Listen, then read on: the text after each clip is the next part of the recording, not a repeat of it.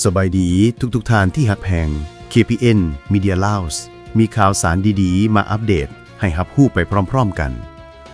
หนึ่งในวันที่สำคัญของชาติลาวเฮาท่านพลเอกวิไลหลาคำฟองรองนายกรัฐมนตรีประธานคณะกรรมการอภัยโทษระดับชาติได้แถลงการอภัยโทษประจำปี 2025 ซึ่งบางตอนในการแถลงได้กล่าวว่าเนื่องในโอกาสวันสถาปนาสาธารณรัฐประชาธิปไตยประชาชนลาววันที่ 2 ธันวาคม 2025 ครบรอบ 50 ปี ผ่านการกวดกาค้นคว้าอย่างละเอียด ครบถ้วนรอบด้าน และภาวะวิสัยของระบบยุติธรรม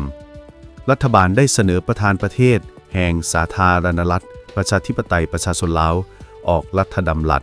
ว่าด้วยการให้อภัยโทษ แก่นักโทษฉบับเลขที่ 304/ปปท ลงวันที่20 พฤศจิกายน 2025 ซึ่งได้ตกลงให้อภัยโทษแก่นักโทษทั้งหมด 2,858 คน หญิง 362 คน ต่างประเทศ 59 คน หญิง 7 คน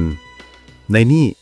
มีนักโทษตลอดชีวิตที่ขออภัยโทษมาเป็นโทษที่มีกำหนด20 ปี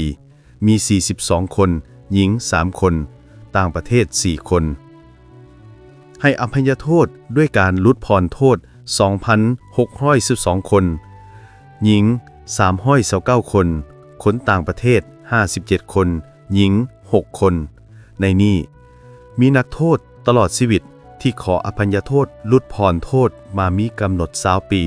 มี 42 คน หญิง 3 คน ต่างประเทศ 4 คน ให้อภัยโทษด้วยการปล่อยตัว 236 คน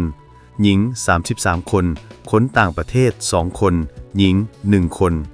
ให้อภัยโทษด้วยการลดผ่อนโทษ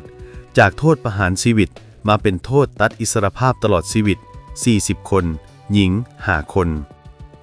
นอกนี้ยังได้พิจารณาอภัยโทษลดผ่อนโทษให้แก่นักโทษที่มีอายุ 70 ปีขึ้นไปในทั่วประเทศ 28 คน หญิง 8 คน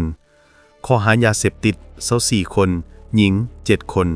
ข้อหาทั่วไป 4 คน หญิง 1 คน